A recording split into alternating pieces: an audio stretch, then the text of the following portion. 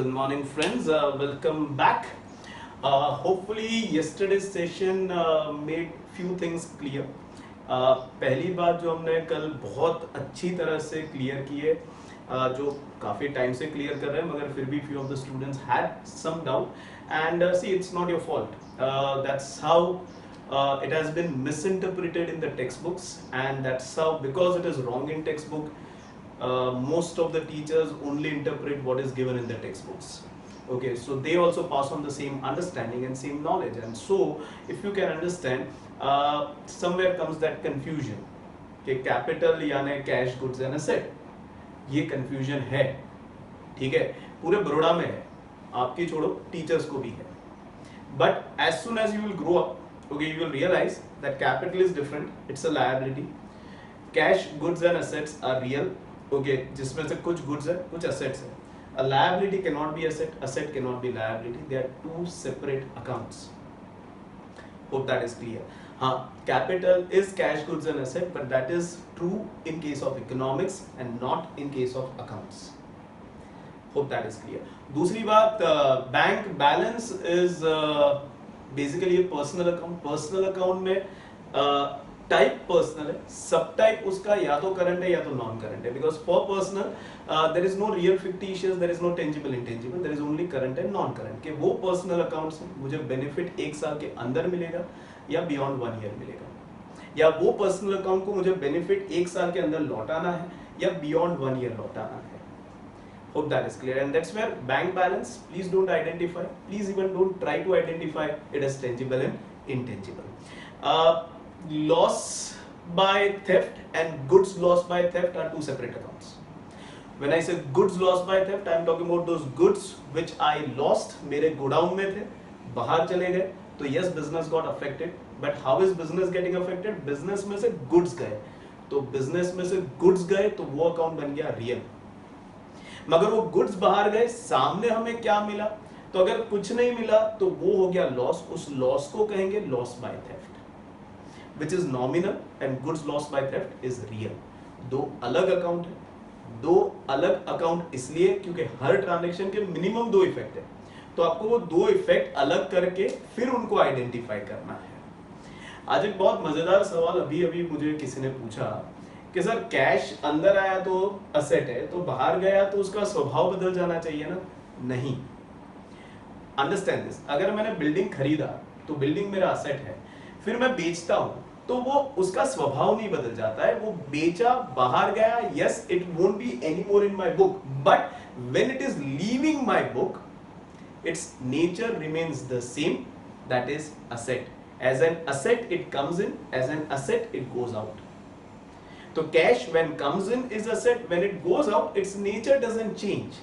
कल if you can remember हमने sales return का फंडा देखा था. I don't remember the name of the person जिसको हमने बेचा था, मगर जब उसने रिटर्न किया तो मैंने क्लियरली बताया था कि भैया उसे 2 लाख रुपए लेने थे, उसने उसमें से 50,000 रिटर्न कर दिया गुड्स, तो अब उसे 1.5 लाख लेने हैं. तो उसका स्वभाव अभी भी वही है, अभी भी वो आपका डेटर ही है. दो this time he is not receiving goods, but because he is returning goods he is giving goods. So that doesn't make him a creditor, a person from whom you have received goods or service but to whom you are yet to pay back. No, he doesn't become your creditor because originally he entered your book as debtor. जब तक वो पूरा 2 लाख वो पे नहीं करता तब तक वो डेटर ही रहेगा. फिर 2 लाख में से अगर वो 1 लाख दे देता है तो वो दे देता है, तो उसका स्वभाव वही रहता है डेटर का. नॉर्मली अगर कोई बंदा हमें पैसा देता है, हमें उसको लौटाना बाकी होता है, इसलिए वो क्रेडिटर बनता है. यहां पर जब डेटर आपको पैसा देगा तो हमें उसको लौटाना नहीं है, वो पैसा दे रहा है for the amount that he was supposed to pay us in past. तो he is giving us as a debtor and not as a creditor. तो फंडा बहुत सिंपल है, जो स्वभाव से कोई अकाउंट अंदर आता है वही स्वभाव से वो बाहर जाता है. मगर एक्सेप्शन इसमें है क्या? बैंक में क्या होता है, देखो मेरे बैंक में 100 रुपए है, जब तक मैंने ये 100 रुपए डाले it is my bank balance, asset है. जब तक वो 100 में से मैं कुछ भी यूज करता हूं तो yes it is part of bank balance. मगर जैसे I cross this 100 and still I use, that means ये एक्सेस जो यूज कर रहा हूं वो बैंक का पैसा मैं यूज कर रहा हूं, तो अब वो बन जाता है बैंक ओवरड्राफ्ट. तो वहां से हर एक इनफ्लो हर एक आउटफ्लो जब तक वो नेगेटिव बैलेंस पॉजिटिव नहीं होता हम उसे कहेंगे bank overdraft personal liability. Hope जिसने ये सवाल पूछा था वो ये सुन रहा है और वो सुनते सुनते होपफुली आपका कंसेप्ट क्लियर हो रहा है। ठीक है, now let's start with today's sum. आज भी कुछ नया है, कुछ रिपीट में है। जो नया होगा वो ब्लू से करेंगे और जो रिपीट में होगा वो ब्लैक से करेंगे। ठीक है, तो ध्यान से पूरा सेशन देखना। ठीक है, and make yourself crystal clear with the concept. Let's start with the topic. It says from the following transaction, find out accounts getting affected from books of Dhoni's business. Hope that is clear. Mahendra Singh Dhoni 2011 में हमारे world cup के captain थे. Almost after 27 years, I suppose, yeah, after 27 years, India once again won the World Cup and captain was Mahendra Singh Dhoni. तो इस बार हम उसकी book में सारे ट्रांजेक्शन देख रहे हैं. धोनी के एंगल से नहीं देखना है, धोनी के बिजनेस के एंगल से देखना है. So let's start with the transaction. To start it, first one says commence business with cash 6 lakh, furniture 3 lakh and car 6 lakh. तो बिजनेस में क्या क्या आया?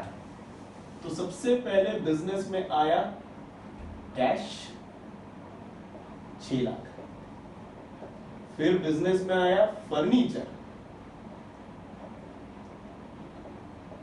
3 लाख, फिर बिजनेस में आई कार 6 लाख.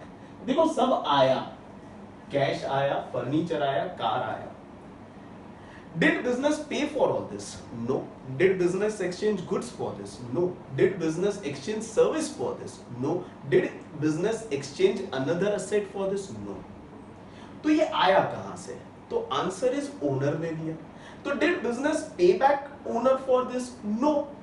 तो ये सब बिजनेस ने ओनर से लिया. बिजनेस को अभी भी ओनर को पे करना बाकी है. It's a credit transaction. नाम आएगा, किसका नाम आएगा? ओनर का. ओनर बोले तो धोनीस. क्या लिखेंगे आगे? कैपिटल. कितना हो गया टोटल? तो आंसर इज 15 लाख. देखो डेफिनेशन भी बोलता हूं मैं तो कनेक्ट होगा. What is capital? तो it is owner's account indicating monetary benefit given by owner to the business either for commencement or for expansion. It's a liability of the business and by nature subtype it is a non-current liability of the business. अगर type और subtype की बात करें, cash real asset current asset, furniture real asset non current asset, car real asset non current asset and capital personal liability and a non current liability.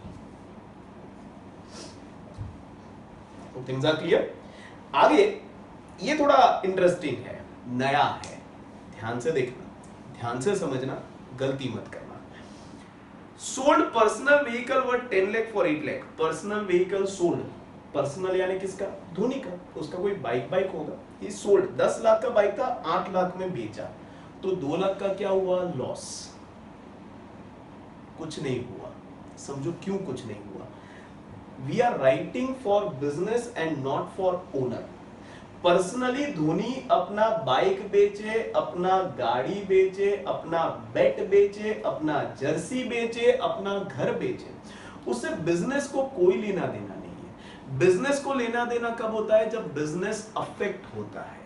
तो affect कहां से हुआ? फिर आगे क्या बोला है? And brought 5 lakh in business. 10 lakh का बाइक बेचा या जो भी बेचा, उसमें से 8 लाख आया. Is business getting affected? No. मगर वो 8 लाख में से 5 लाख उसने बिजनेस में लाया. तो is business getting affected? Yes. क्या आया बिजनेस में? तो भैया कैश आया. कितना? 8 लाख मत लिखना, 5 लाख. और कौन लाया? Once again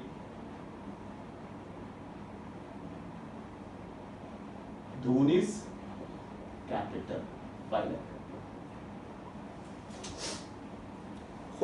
everyone is getting this. Cash, real asset, current asset. Dhoni's capital, that is personal liability, non-current liability. Hope the small learning point is clear to everyone. ध्यान से देखना ये ट्रांजैक्शन, गलती मत करना। कहीं भी बिजनेस में व्हीकल बेचा, उसमें 2 लाख का नुकसान हुआ, ये सब धोनी को पर्सनली हो रहा है, उससे बिजनेस की बुक को कोई लेना देना नहीं है। बिजनेस की बुक को कब लेना देना है? जब बिजनेस को अफेक्ट करता है। बिजनेस को क्या अफेक्ट किया? उसमें से 5 लाख वो बिजनेस में लेकर आया। Now this is affecting business, now this will be recorded in books of business. आगे बढ़ते हैं। Borrowed rupees 2 lakh from SBI at 12% interest. SBI is a financial institute. It never gives you cash. It never gives you cash. In fact, 20 lakh है. It will always transfer it to your bank account. यानी SBI के पास गए, उनसे आपने loan लिया, उन्होंने आपको loan दिया, उन्होंने आपको क्या दिया? लोन। गलत, उन्होंने आपको पैसा दिया जो सीधा गया आपके बैंक अकाउंट में। तो पहला अकाउंट जो अफेक्ट हुआ, दैट इज योर बैंक का अकाउंट, जिसमें 20 लाख है। भैया पैसा आया, did we give some goods against it? अगर दिया होता तो दूसरा अकाउंट सेल्स होता, दूसरा अकाउंट सेल्स होता। Did we give them service? No. अगर दिया होता तो वो दूसरा अकाउंट इनकम होता। Did we give any asset? अगर दिया होता तो दूसरा अकाउंट एसेट होता। Did we get this without giving anything? No. अगर कुछ दिए बिना ये 20 लाख मिला होता ना, तो दूसरा अकाउंट गेन होता। Hope that is clear. And fifth one, जिसने हमें ये दिया, क्या हमें उसको ये पैसा लौटाना बाकी है? Obviously yes. किसने दिया? तो आंसर इज SBI ने दिया। तो आगे एक सफिक्स लगा देंगे, SBI's loan account 20 lakh. Bank personal, पैसा आया हमारे बैंक में, ये हमारा पैसा है, तो ये हो गया असेट और ये हो गया current asset. SBI is loan, now this is personal, this is your liability and this is मान लेते हैं non current liability। Hope that आप बोलोगे सर ये तो बैंक का पैसा हमारे पास है, वो ओवरड्राफ्ट अलग है। ठीक है, ओवरड्राफ्ट में क्या होता है, आपका पैसा जैसे ही नीचे जाता है बैंक अपने हिसाब से ऐड ऑन कर देती है। ये तो हमने बाकायदा, this is a long term loan. Overdraft होता है, उसमें बैंक हमें बैंक के पास जाना नहीं पड़ता, हमें सिर्फ फैसिलिटी लेनी होती है। जैसे ही मैंने चेक डाला, ठीक है, मान लो मैंने 10 लाख का चेक डाला मगर मेरे बैंक में 8 लाख है, तो ऑटोमेटिकली बिना मुझे पूछे बैंक 2 लाख डाल देगी और मेरा चेक क्लियर हो जाएगा। That is overdraft facility. Detail में ज्यादा मरविन सर आपको सिखाएंगे। यहाँ बाकायदा मैं लोन लेने गया, मुझे बैंक ने पैसा दिया, अब ये पैसा मेरा है, ये पैसे से मैं क्या करूंगा, bank can not dictate, and that's where this money is my money which is going in my bank account, and that's where it is my money in my bank, so that's where it becomes bank balance. मगर ये पैसा आया कहां से, तो SBI से। तो SBI को मुझे ये पैसा लौटाना है, तो SBI मेरा बन गया लायबिलिटी, दो अलग अकाउंट है। ये बिजनेस का बैंक है and this is SBI as a whole institute, जिनको मुझे ये पैसा लौटाना है। अगर नहीं लौटाया वो मेरे पर केस कर देंगे। Hope things are clear. आगे बढ़ते हैं। Purchase machine worth 3 lakh from Gautam, he was our opening batsman. Paid cash 3 lakh, rather purchase machine worth 30 lakhs from Gautam, paid cash 3 lakh and issued a check of 7 lakh। देखो once again it is a part cash part credit। कैसे पता चला, तो भैया machine खरीदा कितने का, 30 लाख का। अब देखो 30 लाख का खरीदा है तो सामने 30 लाख का पेमेंट ढूंढना है। अंदर देखो कितना पेमेंट हुआ, तो कैश पे किया 3 लाख, चेक इश्यू किया यानी बैंक में से पैसा जाएगा 7 लाख। तो भैया 30 लाख का मशीन खरीदा, 10 लाख का पेमेंट हुआ, 20 लाख का पेमेंट होना बाकी है। तो if you can understand this becomes your credit transaction. Credit यानी नाम आएगा, किसका नाम आएगा, जिससे मशीन खरीदा उसका आएगा। And he becomes your creditor, जिससे हमने असेट खरीदा है, जिसको पैसा लौटाना बाकी है। Now this completes your double entry. जितना रादर आप जितना मशीन अंदर आया उतना आप सामने पेमेंट ढूंढोगे। होप दैट जब तक ना मिले तब तक सोचते रहोगे। अब इसका टाइप सब टाइप ढूंढते हैं। मशीन हमेशा रियल असेट और नॉन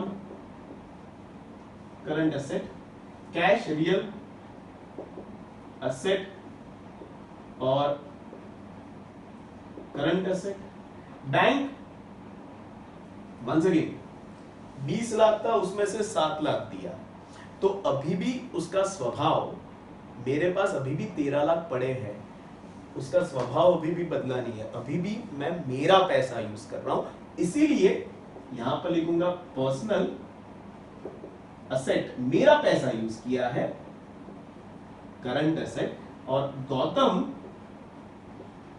पर्सनल लायबिलिटी, और मान लेते 1 साल के अंदर पे कर देंगे तो current liability. Hope things are clear. Hope this part cash part credit transaction after so much of repetition has started making sense to you people. आगे बढ़ते हैं। परचेज गुड्स, इसके तुरंत बाद अब गुड्स खरीदते हैं। Worth 10 lakh from Veeru.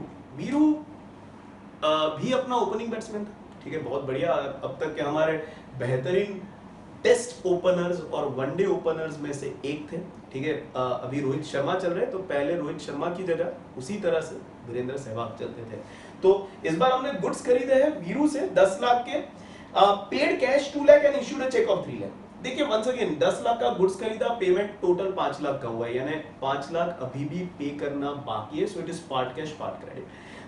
इसी कहानी की तरह चलेगा। Your accounts getting affected will be purchase goods है, ये असेट था तो परचेज नहीं लिखेंगे, गुड्स है तो term that we will use on acquiring them is purchase. So it is purchase कितना 10 लाख, सामने पेमेंट के नाम पर हमने कैश का पेमेंट किया विच इज 2 लाख, हमने चेक दिया है यानी पैसा जाएगा हमारे बैंक से विच इज 3 लाख। 10 का गुड्स खरीदा, 5 लाख का पेमेंट हो गया, 5 का बाकी है। किसको करना बाकी है? तो वीरू को। तो वीरू बन गया आपका क्रेडिटर, उससे गुड्स खरीदा और उसको पैसा देना बाकी है। Hope things are clear everyone. Part cash part credit, how to get accounts getting affected. 10 lakh का गुड्स तो सामने 10 लाख का पेमेंट ढूंढना है, जितना मिले उतना कैश, जो ना मिले वो क्रेडिट। क्रेडिट आया उसमें नाम लिख दो, अगर खरीदा है तो वो नाम रिप्रेजेंट्स अ क्रेडिटर, अगर बेचा है तो वो नाम represents a debtor. Hope that is clear. फिलहाल purchase real and goods, cash real and asset, उसमें करंट असेट, बैंक पर्सनल, अभी भी मेरा ही पैसा मैं यूज कर रहा हूं, asset current asset, and Veeru personal liability current liability, considering कि विद इन 1 फाइनेंशियल ईयर हम उसे पे कर देंगे। Number 6 it says return goods worth 20,000 back to Veeru. Veeru से क्या किया था? खरीदा था, उसमें से कुछ गुड्स पसंद नहीं आए तो उसको रिटर्न कर दिए। उसको रिटर्न किए तो हमारे लिए सबसे पहले ये खरीदे हुए गुड्स बाहर जाते, जब खरीदे हुए गुड्स वापस लौट आते तो उसे कहते हैं परचेज रिटर्न 20,000। और जब हम गुड्स उसे लौटाएंगे तो वो हमें वापस पैसा लौटाएगा, मगर यहां कुछ बोला नहीं है और नाम दिया है, किसको रिटर्न किया? वीरू को, तो इट्स अ क्रेडिट ट्रांजैक्शन। तो यहां पर लिखेंगे वीरू अकाउंट 20,000। अब देखो वो मैंने शुरू में जो बोला ना, जिसका जो स्वभाव होता है ना वो अंदर आता है बाहर जाता है, उसका स्वभाव वही रहता है, स्वभाव नहीं बदलता। तो purchase return it's real and goods because we are talking about goods. And Veeru he was my liability by 5 lakh, मुझे उसको 5 लाख रुपए देने थे, उसने उसमें से रादर मैंने उसमें से 20,000 के गुड्स रिटर्न कर दिए, तो अभी भी मुझे उसको 4,80,000 देने के बाकी है, तो वो अभी भी पर्सनल ही है और वो अभी भी लायबिलिटी ही है और अभी भी करंट लायबिलिटी ही है, उसका स्वभाव नहीं बदलता। Hope things are clear. जिसने मुझे सवाल पूछा था सर कैश बाहर गया तो वो असेट कैसे रहा, अब तो आपके पास है ही नहीं, सही बात है, वो बाहर गया तो वो कैश मेरे पास नहीं है, मगर वो बाहर जाते जाते उसका स्वभाव थोड़ी बदलेगा, स्वभाव वही रहेगा, real asset current asset. Hope things are clear. आगे बढ़ते हैं नंबर 7 की ओर।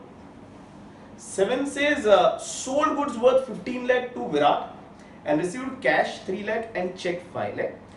उस समय Virat Kohli was a very young guy, 3 साल हुए थे इंटरनेशनल क्रिकेट में, ठीक है, पता चल गया था कि भैया ये प्रोडिजी है, सचिन तेंदुलकर को अगर कोई रिप्लेस करेगा तो विराट कोहली होगा, दूसरा सचिन विराट बनेगा। फिर जाके पता चला ये दूसरा सचिन नहीं है, ये खुद विराट है, ठीक है, with the number of runs that he scored, with the consistency that he had, ठीक है, माय पर्सनल फेवरेट।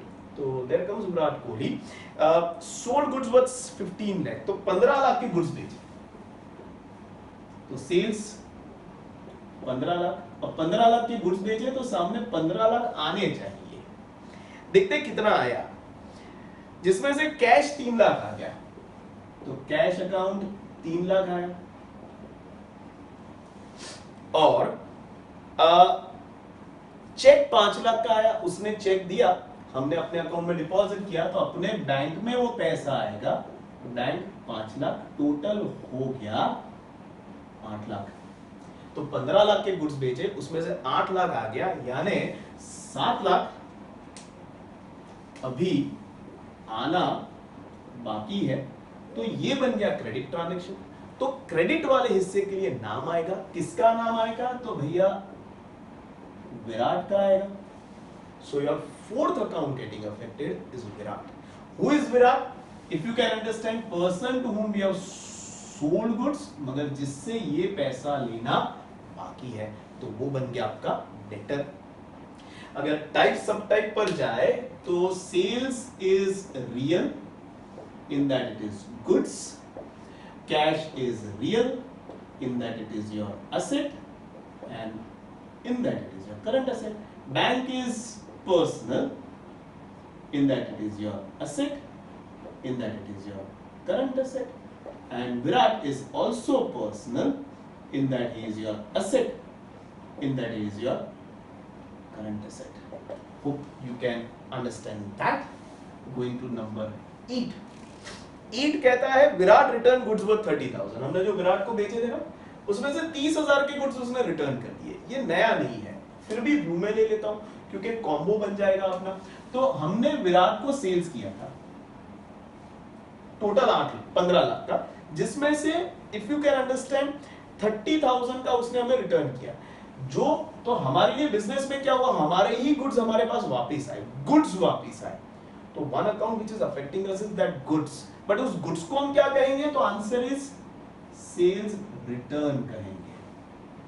अगर उसने हमें गुड्स लौटा है तो हमें उसे उसका पैसा वापस देना है, मगर कहीं पर बोला है वापस दिया हमने नहीं, नाम दिया है, तो it becomes a credit transaction. हमें विराट को वो पैसा वापस देना है, मगर याद रखना 30,000 ये बहुत ध्यान से देखना। सेल्स रिटर्न तो भैया रियल है और उसमें गुड्स है, तो उसका सब टाइप नहीं होगा। विराट ने हमें गुड्स लौटा है, हमें उसको पैसा देना है, 30,000 देने हैं, मगर उसके सामने विराट से 7 लाख लेने हैं। तो 7 लाख लेने थे, उसमें से 30,000 के गुड्स उसने रिटर्न किए, तो अभी भी उससे हमें 6,70,000 रुपए लेने के बाकी है। तो अभी भी विराट का स्वभाव नहीं बदला, वो अभी भी मेरा पर्सनल अकाउंट है, अभी भी मेरा असेट ही है और अभी भी करंट असेट है। सर मगर ऐसे पता कैसे चलता है कि सर 7 लाख था, 30 रिटर्न कर दिया तो कम हो गया।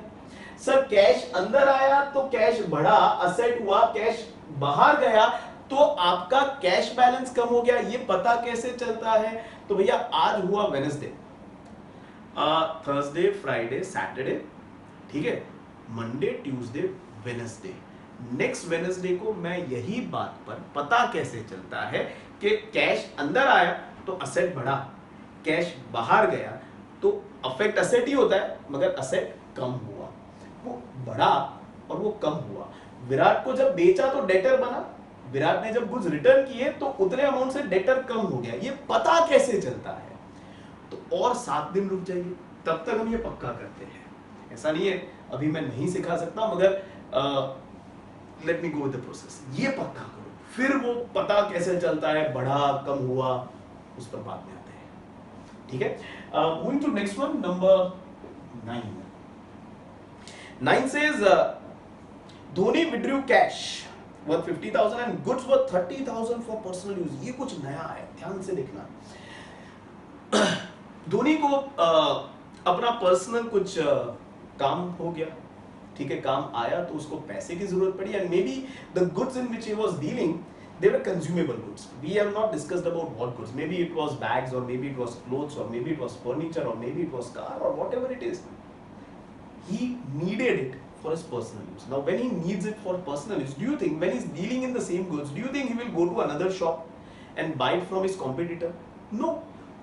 खुद का, like say for example, if at all I am dealing in stationery और मुझे अगर आपको पढ़ाना है, ठीक है, या फिर मेरे बच्चे को पेन चाहिए, तो do you think he will go to another stationer to buy the pen? No, he will simply tell me that 2 pen ले रहा हूँ मैं, तो from my business goods have been withdrawn for personal use। तो business में से क्या हुआ, इफ यू कैन अंडरस्टैंड, सुनना। पहले तो बिजनेस में से कैश गया, कितना गया? 50,000। फिर बिजनेस में से नहीं, हाँ, फिर बिजनेस में से 30,000 के गुड्स गए, तो उस गुड्स गए उसको कहते हैं गुड्स विड्रॉन अकाउंट। क्या कहेंगे? Goods withdrawn account. 30,000, तो 50 का कैश गया, 30 का गुड्स गया। Did we get anything against it? No. So it's not cash transaction. It's a credit transaction. Credit है तो नाम आएगा। कौन ले गया? ओनर। ओनर बोले तो धोनी। और जब ओनर कोई मॉनिटरी बेनिफिट अपने पर्सनल यूज के लिए घर ले जाता है from business, then that account which represents owner is Dhoni's drawings account. Total कितना बेनिफिट ले गया? 80,000.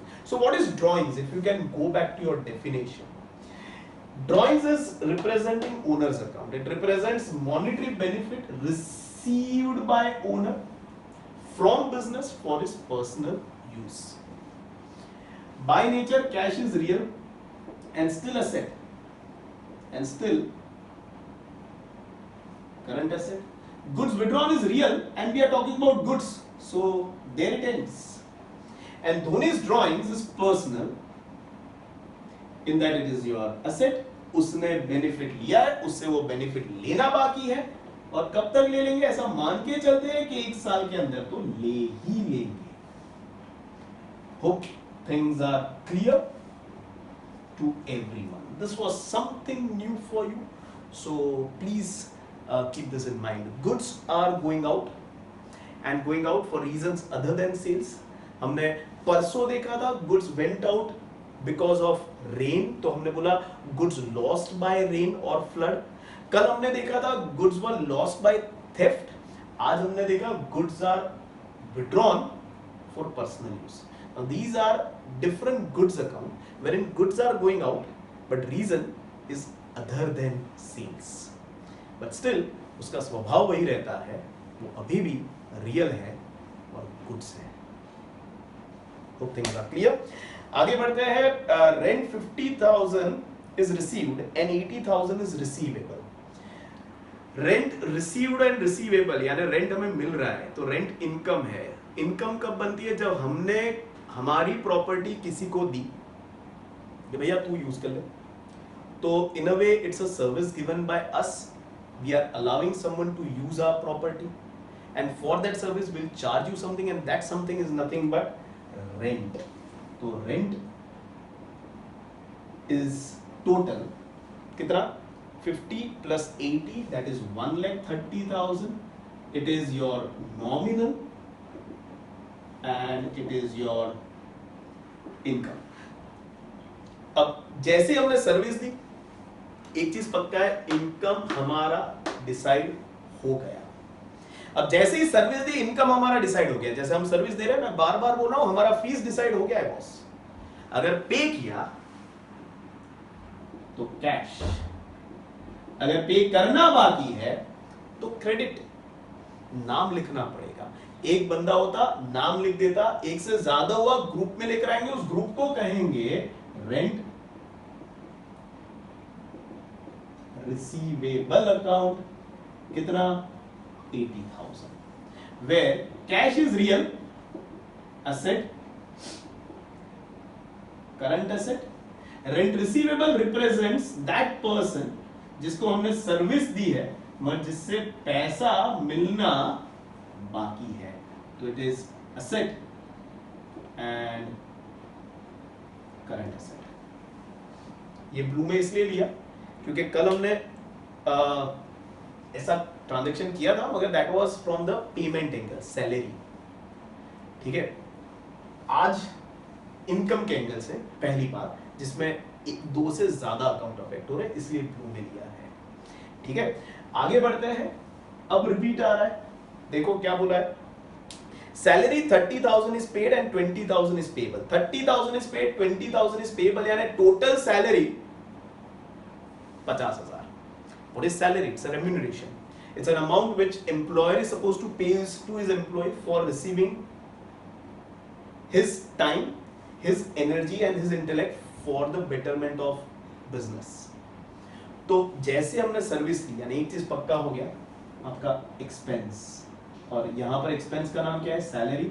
टोटल कितना हो रहा है, 30 plus 20 50, तो ये हो गया नॉमिनल, और उसमें एक्सपेंस, और उसमें indirect expense. As I told you, service दिया तो इनकम पक्का हो गया, सर्विस लिया तो एक्सपेंस पक्का हो गया। अगर पे किया तो कैश, अगर नहीं पे किया तो क्रेडिट। क्रेडिट है तो नाम आएगा, एक बंदा हुआ नाम लिख देंगे, एक से ज्यादा हुआ ग्रुप में लेकर आएंगे, उस ग्रुप को कहेंगे सैलरी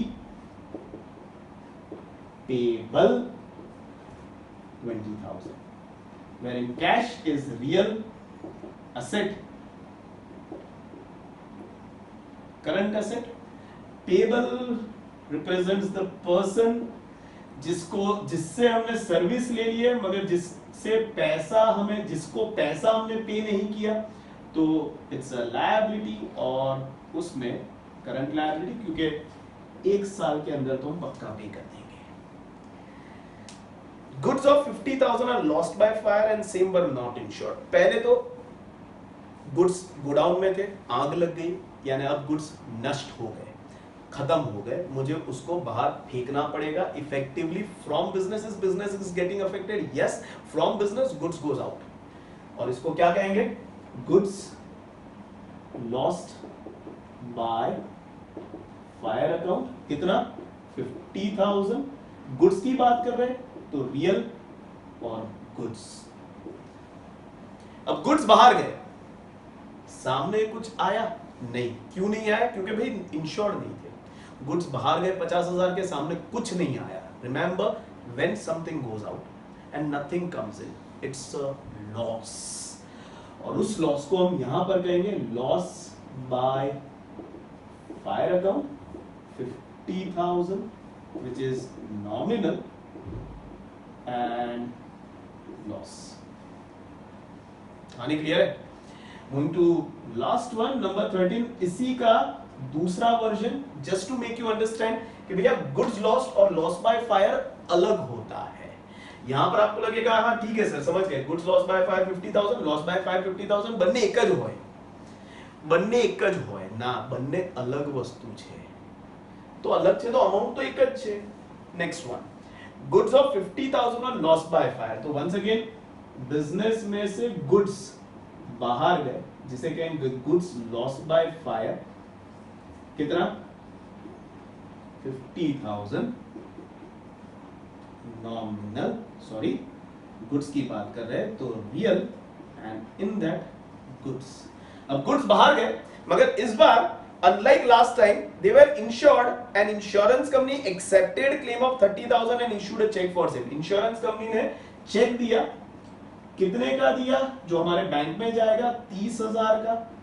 तो bank personal, in that it is asset and in that it is current asset. 50 के गुड्स गए, 30 का रिकवरी हो गया। तो व्हाट अबाउट 20? कोई देने वाला है ये पैसा? नहीं, ये गया, ये आपका हो गया नुकसान। 50 के गुड्स गए, 30 रिकवर कर लिया, 20 रिकवर नहीं कर पाए। जो नहीं कर पाए ये हो गया आपका नुकसान, उसको कहेंगे loss by fire account. 20,000 which is nominal and loss. Hope you can understand difference between these two, wherein I'm clearly trying to demark that loss by fire and goods loss by fire are two different accounts. Hope it is reaching to you all. Hope आज के learning points clear है, ठीक है। कल वापस आएंगे कुछ और मजेदार लर्निंग पॉइंट्स लेकर।